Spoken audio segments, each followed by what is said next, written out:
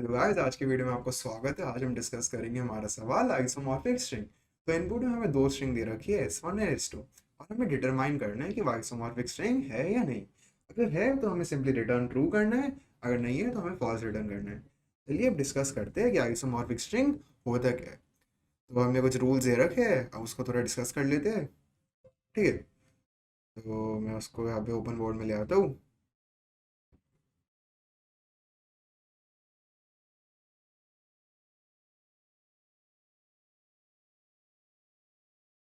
Hope सबको visible है। हमें ये कुछ रूल दे रखे हैं। तो हमें दो स्ट्रिंग दे रखी है, S1 और S2। तो आइसोमॉर्फिक कब होती है?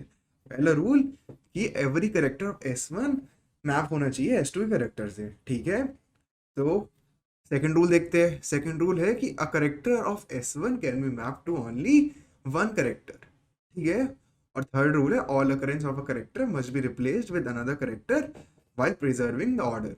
ठीक है, मुझे आपको समझ आया नहीं होगा तो अभी थोड़ा समझते हैं। तो यहाँ पे हमारा स्ट्रिंग S1 है और स्ट्रिंग S2 है, तो हमें करेक्टर्स को मैप करना है। तो चलिए देखते हैं कि यहाँ पे क्या हो रखा है। ए मैप्ड है हमारा x के साथ। ठीक है, ए मैप्ड है x के साथ। ठीक है, बी मैप्ड है y के साथ। ठीक है, सी मैप्ड है z के साथ। अब क्या सीन है?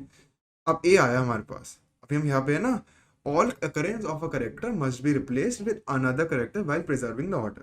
तो इसका मतलब कि यहाँ पे अगर ए एक्स के साथ मैप्ड था ना, तो यहाँ पे भी आपका ए एक्स के साथ होगा। ठीक है, तो बिल्कुल सही बात है। अब यहाँ पे बी आया। ठीक है, अब बी पहले वाई के साथ मैप्ड था, तो यहाँ पे भी वाई के साथ होगा, और बिल्कुल सही वाई के साथ ही है। अब यहाँ पे सी पहले जेड के साथ मैप्ड था, तो अभी भी जेड के साथ होना चाहिए।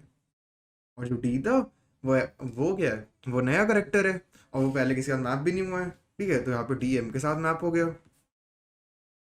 तो ये आइसोमॉर्फिक स्ट्रिंग जरूर है, तो हमें सिंपली ट्रू रिटर्न करना है, क्योंकि यहाँ पे हमने हर करेक्टर को मैप कर दिया है और जो तीनों कंडीशन दे रखी है हमें, वो सारी कंडीशन ट्रू है। ठीक है, तो ये आइसोमॉर्फिक है। और एक और मैं आपसे इंपॉर्टेंट डिस्कस करना चाहूंगा। मान लीजिए हमें एक स्ट्रिंग दे रखी है egg, ठीक है, और दूसरी स्ट्रिंग दे रखी है हेलो।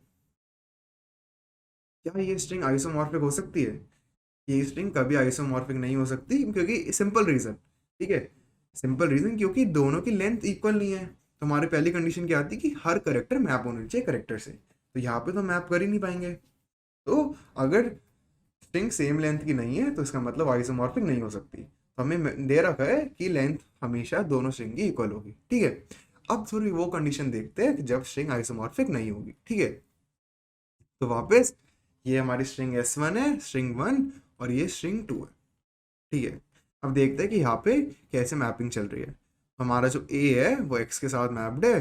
ठीक है, हमारा A x के साथ मैप्ड है। ठीक है, जो B है वो हमारा y के साथ मैप्ड है। ठीक है, जो A है वो x के साथ मैप्ड है, बिल्कुल सही, x के साथ ही होना चाहिए। नाउ जो ये वाला A है ना, ये किसके साथ मैप्ड है? Z के साथ। क्या ये Z के साथ मैप होना चाहिए था? नहीं, ये X के साथ मैप होना चाहिए था। जैसे कि हमारी कंडीशन थी कि जो ऑर्डर है करेक्टर्स का वो चेंज नहीं होना चाहिए, कि अगर पहले उसको हमने X के साथ मैप किया तो अभी भी वो X के साथ मैप होना चाहिए। और यहाँ पे जो हमारा A है वो Z के साथ मैप्ड है। तो अगर ऐसा केस है तो हमें सिंपली फॉल्स रिटर्न करना है, because this is not a isomorphic string. ठीक है, आई होप ये आप केस समझ गए हैं कि इस बार क्या हुआ। जो हमारा ए था, ठीक है, ए हमारा किसी और के साथ मैप था। जो हमारा एलिमेंट ऑलरेडी हमने मैप कर रखा है, अगर वो किसी और के साथ मैप्ड है दिस टाइम, तो मतलब वो फॉल्स है, वो आइसोमॉर्फिक नहीं है। ठीक है, तो हमने एक कंडीशन देख ली कि जब आइसोमॉर्फिक नहीं होता। अब एक और कंडीशन देखते हैं कि जब आइसोमॉर्फिक नहीं होता, तो आपको क्लियर हो जाएगा, आपको सॉल्यूशन के भी क्लियर चले जाएंगे कि आपको अब क्या हैंडल करना पड़ेगा। ठीक है, तो वापस हमें दो स्ट्रिंग दे रखी है S1 S2। अब देखते हैं इसकी मैपिंग कैसे हो रखी है। सबसे पहले जो ए है एम के साथ मैप्ड है, ए हमारा एम के साथ मैप्ड है। ठीक ठीक है, जो बी है वो एन के साथ मैप्ड है, ये भी ठीक है। सी है वो ओ के साथ मैप्ड है, ओके। ठीक है, अब जो ए है वो एम के साथ मैप्ड है, ठीक है, एम के साथ ही होना चाहिए था। जो बी है वो एन के साथ मैप्ड है, एन के साथ ही होना चाहिए था।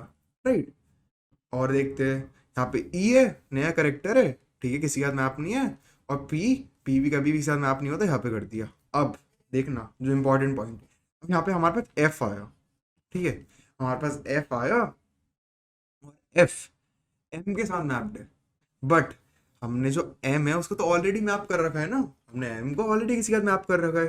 तो अगर ऐसा केस है तभी भी हमारी स्ट्रिंग आइसोमॉर्फिक नहीं हो सकती, ठीक है, तो हम सिंपली फॉल्स रिटर्न कर देंगे, ठीक है। आई होप आप दोनों केसेस समझ गए। इसमें क्या था कि जो हमारा करेक्टर था वो इस टाइम किसी नए करेक्टर के साथ मैप था, ठीक है, वो एक्स के साथ होना चाहिए, वो जेड के साथ था।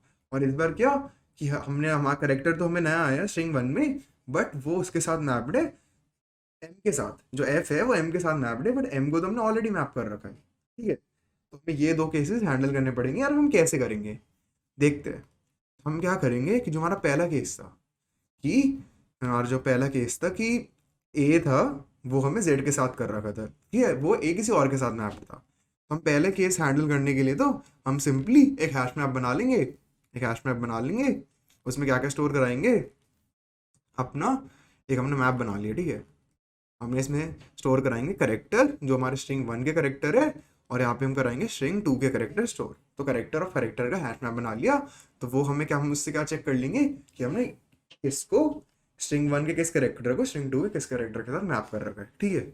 और हमें एक और चीज़ जाननी थी, क्या जाननी थी कि जो स्ट्रिंग 2 का यहाँ पे करेक्टर है क्या हमें उसको ऑलरेडी मैप कर रखा है, ठीक है। हम उसके लिए एक और हैश मैप बनाएंगे, दो हैश मैप बनाएंगे हम। और इस बार जो दूसरा हैश मैप होगा वो होगा करेक्टर, कि यहाँ पे मैं स्ट्रिंग 2 का करेक्टर क्या मैंने उसको ऑलरेडी स्टोर करा रखा है, क्या उसको मैंने ऑलरेडी मार्क करा रखा है, तो करेक्टर और बुलियन, ठीक है। अब देखते हैं इसके थ्रू हम कैसे अचीव करेंगे अपना आंसर, सही है। तो बात करते हैं हम यहाँ पे सबसे पहले, ठीक है, सबसे पहले हम ए पे आए, तो ये नया करेक्टर है तो हमने मैप में कुछ नहीं करेंगे, हम पुट करा देंगे ए को, और हमने जिसके साथ उसको मैप कर रखा है एक्स के साथ, ठीक है। और यहाँ पे क्या करेंगे, एक्स को हम ट्रू मार्क कर देंगे कि हमने एक्स को मैप कर दिया किसी के साथ, ठीक है। अब हम कहाँ पे आए, अब हम बी पे आए, अब हम बी पे आए, तो ये भी हमारे मैप में कंटेन नहीं करता, ठीक है, तो ये मैप में कंटेन नहीं करता, हमने उसको मैप में पुट करा दिया, ठीक है। और जो ये वाई है ये ऑलरेडी कहीं यूज नहीं हो रखा, ठीक है, हम ये भी चेक करेंगे हमने वाई को ऑलरेडी यूज तो नहीं किया, तो नहीं किया, तो इसको भी हमने पुट करा दिया। अब सी पे आए, तो सी कंटेन नहीं करता, ठीक है, और जो जेड है वो भी हमने पहले यूज नहीं किया, ठीक है, तो इसको भी हम पुश करा देंगे सी को, और यहाँ पे जेड को, ठीक है। और यहाँ पे ना भूलिए कि वाई को हमने यूज कर लिया, हमें इसको भी कराना पड़ेगा मार्क, और जेड को इसको भी मार्क कराना पड़ेगा, मतलब मैप 2 में पुट कराना पड़ेगा, ये हमारा मैप 2 है, ठीक है। अब अब हम यहाँ पे आए इस ए पे। अब इस ए पे हमने देखा कि ये तो ऑलरेडी कंटेन करता है, ये मैप में, ए हमारे ऑलरेडी मैप में है, ठीक है। तो अगर हमारा मैप ए को कंटेन करता है फिर हमें क्या चेक करने की जरूरत है, फिर हमें चेक करने की जरूरत है जिस करेक्टर, जो करेक्टर ए के सामने रखा है, जो करेक्टर ए से मैप हो रखा है, क्या वही करेक्टर अभी मेरे ए के साथ है। तो ए किसके साथ मैप्ड है, ए यहाँ पे एक्स के साथ मैप्ड है, तो यहाँ पे भी जैसे कि आप देख सकते हैं ए एक्स के साथ मैप्ड है, तो ठीक है, ये कंडीशन ट्रू है, तो मतलब हम आगे निकल जाएंगे, ये वैलिड है। अब हम बी पे आए, बी किसके साथ मैप्ड है, हमने देखा बी हमारा मैप में ऑलरेडी कंटेन करता है, ठीक है, और बी किसके साथ मैप्ड है, बी वाई के साथ मैप्ड है, तो यहाँ पे भी ऐसे ही है कि बी वाई के साथ मैप्ड है, हाँ बी वाई के साथ मैप्ड है, कुछ नहीं करेंगे आगे आ जाएंगे, ठीक है। सी पे आए, अब सी पे आए, सी जेड के साथ मैप्ड है, हमने देखा सी जेड के साथ मैप्ड है, जी हाँ, यहाँ पे भी सी जेड के साथ मैप्ड है, तो हम आगे बढ़ जाएंगे, ठीक है। अब हम डी पे आए, हम डी पे आए, फिर हमने क्या चेक किया कि हमारा मैप तो डी को कंटेन ही नहीं करता, ये नया करेक्टर है, तो फिर हमें क्या चेक करना है, पहले तो हमें क्या करना है, हम इसको पुट कर देंगे यहाँ पे डी को एक्स के साथ, बट फिर हमें यहाँ पे चेक किया, हमने चेक किया जो एक्स है ना ये तो ऑलरेडी कंटेन कर रहा है, कि हमारा हमने एक्स को ऑलरेडी यूज कर रखा है, तो हमने एक्स को ऑलरेडी यूज कर रखा है, तो हम क्या करेंगे, देखेंगे कि हमने एक्स को यहाँ से ऑलरेडी यूज कर रखा है, फॉल्स रिटर्न कर देंगे, क्योंकि हम एक करेक्टर को दो बार यूज नहीं कर सकते, ठीक है, तो आइसोमॉर्फिक नहीं है। अब समझ रहे हैं ना हमने क्या किया, हमारा जो मैप 2 है वो इसलिए काम आया, हमने देखा कि हमने एक्स को तो ऑलरेडी मैप कर रखा है किसी के साथ, तो हम उसको वापस मैप नहीं कर सकते, तो हमने फॉल्स रिटर्न कर दिया। तो यही था हमारे एक्सप्लेनेशन के लिए। आई होप आपको समझ आ गया कि वो हमें दो मैप की जरूरत पड़ रही है, एक मैप के लिए चेक करने के लिए कि कौन सा करेक्टर किसके साथ मैप्ड है, और दूसरा करेक्टर कि हमने क्या उसको ऑलरेडी मैप कर दिया करेक्टर को या नहीं। ठीक है, तो अब इसको कोड करते हैं। जैसा हमने डिस्कस किया वैसे ही इसका कुछ कोड होगा। तो हमें सबसे पहले स्टैक की ज़रूरत है, सॉरी हमें सबसे पहले मैप की ज़रूरत है। तो अनऑर्डर्ड मैप इस टाइप का, पहला जो मैप था वो था हमारा करेक्टर टाइप का। ठीक है, करेक्टर मैप। और फिर हमें एक और मैप की ज़रूरत है, दो मैप की ज़रूरत है ना, अनऑर्डर्ड मैप, करेक्टर और बुलियन। इसको मैं मैप 2 बुला लेता हूँ। हम क्या करेंगे, सबसे पहले हम ट्रावर्स करेंगे अपनी स्ट्रिंग में, और हमें पता है कि जो दोनों स्ट्रिंग है वो सेम लेंथ की है। तो हमने स्ट्रिंग में ट्रावर्स किया स्ट्रिंग की लेंथ, और फिर हमने आई इंक्रीज किया। अब हमने क्या चेक, सबसे पहले क्या किया, हमने दोनों करेक्टर एक्सट्रैक्ट किए। तो मैं एक वो मैं C1 कह देता हूँ कि जो स्ट्रिंग 1 का करेक्टर है, तो एस हमने उसका करेक्टर एक्सट्रैक्ट करा। ठीक है, और हमने दूसरा स्ट्रिंग 2 से करेक्टर एक्सट्रैक्ट किया, टी से ith करेक्टर। हमारे पास दो केसेस हैं कि जो हमारा मैप है, क्या हमारा मैप ऑलरेडी कंटेन करता है करेक्टर को या नहीं करता। ठीक है, या हमारा जो हमारा करेक्टर है वो मैप में प्रेजेंट है या नहीं प्रेजेंट। ठीक है, ये दो ऑप्शंस है ना। तो अब उसके लिए कोड लिखेंगे, if map if if map dot find character is not equal to map dot end. ठीक है, तो इससे हम क्या चेक कर रहे हैं, हम चेक कर रहे हैं कि हमारा जो मैप है कंटेन करता है एक करेक्टर को ऑलरेडी। तो एक ये ऑप्शन होगा और एक ऑप्शन होगा कि नहीं करता। अब देखते हैं कि हम क्या करेंगे, हमारा मैप ऑलरेडी कंटेन करता है। ठीक है, अगर हमारा मैप ऑलरेडी कंटेन करता है फिर हमें चेक करने की ज़रूरत है कि जो भी हमारा मैप कंटेन करता है, मतलब जो भी हमारे मैप में जो भी करेक्टर जिसके साथ मैप्ड है, क्या वही वैल्यू है करेक्टर 2 की। ठीक है, अगर नहीं है वो वैल्यू तो हम फॉल्स रिटर्न कर देंगे। चलो डिस्कस करते हैं कि हमने करा क्या। तो हमारा जो केस था, यहाँ पे मैं ये वाला केस दिखाना चाहूँगा। हमने क्या चेक किया कि जो ए है, ठीक है, जो ए है वो किसके साथ मैप्ड होना चाहिए, एक्स के साथ, और नहीं है। ठीक है, ये मान लीजिए हमने मैप में स्टोर करा रखा है ए के साथ एक्स, बी के साथ वाई, तो यहाँ पे ए नहीं है जेड के साथ मैप। ठीक है, तो हमने सिंपली फॉल्स रिटर्न कर दिया। ठीक है, अब एल्स का केस देखते हैं, एल्स का केस क्या होगा। तो एल्स के केस में हमें क्या चेक करना था कि क्या ये वो केस है कि नया करेक्टर आया है। ठीक है, तो नया करेक्टर आया है तो मुझे एक चीज़ बहुत इंपॉर्टेंट चेक करनी है, क्या जिससे मैं उसको मैप कर रहा हूँ वो मैंने ऑलरेडी किसी और को मैप तो नहीं कर दिया है ना। जैसे कि यहाँ पे डी था, अब मैं इसके साथ एक्स मैप करने की कोशिश कर रहा था, बट एक्स तो ऑलरेडी मैप था।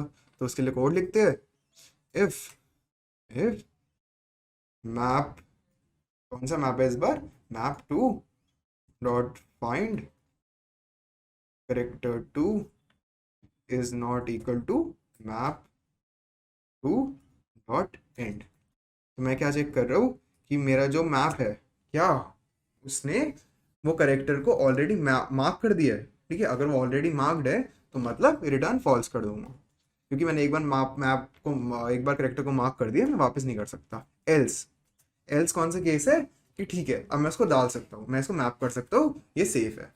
तो अगर नया करेक्टर है तो मैं इसको पुट कर दूंगा। ठीक है, पुट मतलब मैं इसको डाल दूंगा, तो किसके साथ डालूंगा, जो मेरा करेक्टर है C1 को मैं C2 के साथ डाल दूंगा, और जो मेरी मैप 2 है उसमें मैं C2 को मैप कर दूंगा किसी के साथ भी, ट्रू या फॉल्स कुछ भी चलेगा, क्योंकि हम बेसिकली ये चेक कर रहे हैं कि कंटेन करते हैं या नहीं। ठीक है, यहाँ पे C2 होगा, यहाँ पे हमने C1 C2 लिया था ना, तो सही कर लेते हैं C1 C1 C2। ठीक है, और एंड में हम क्या करेंगे, हम एंड में क्या करेंगे, सिंपली रिटर्न कर देंगे ट्रू। मतलब अगर इनमें से कोई भी कंडीशन पे नहीं गया तो मतलब कि आइसोमॉर्फिक नहीं, आइसोमॉर्फिक है, क्योंकि यहाँ से हमने क्या कर दिया कि अगर आइसोमॉर्फिक नहीं है हमने फॉल्स रिटर्न कर दिया। ठीक है, तो अगर इनमें से कोई भी कंडीशन हिट नहीं हो तो इसका मतलब वो आइसोमॉर्फिक है। ठीक है, और यहाँ पे मैंने एस डॉट लेंथ कर दिया है, और यहाँ तो एस डॉट साइज होता है ना कि कितना स्ट्रिंग का हमारा साइज है। अभी काम करते हैं, इसको रन करते हैं, देखते हैं कि क्या आउटपुट आता है। अब इसको सबमिट करके देखते हैं।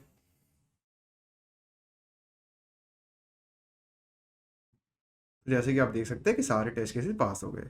मैं वापस एक बार डिस्कस करना चाहूंगा हमने करा क्या, जो हमने डिस्कस किया था कि दो केसेस है कि जब आइसोमॉर्फिक नहीं है।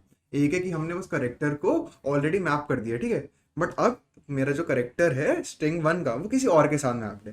तो ऐसा सीन है C1 is not equal to C2, तो हमने फॉल्स रिटर्न कर दिया। अब दूसरा केस क्या था कि मुझे एक नया करेक्टर मिला, बट वो जिसके साथ मैप होना चाहता है ना उसको तो हमने ऑलरेडी मैप कर दिया। जो ये वाला केस था कि यहाँ पे हमने ए के साथ तो एक्स को मैप कर दिया था, तो हम डी को एक्स के साथ मैप नहीं कर सकते, ठीक है। तो हमने दो केसेस हैंडल करे, उसके लिए हमें दो मैप की रिक्वायरमेंट हुई, और अगर इनमें से कोई भी केसेस में नहीं आए तो मतलब वो आइसोमॉर्फिक है, हमारी जो स्ट्रिंग है, और हमने ट्रू कर दिया रिटर्न। तो यही था इस वीडियो के लिए। अगर आपको वीडियो अच्छी लगी तो लाइक, सब्सक्राइब और कमेंट करना मत भूलना। Thanks for watching.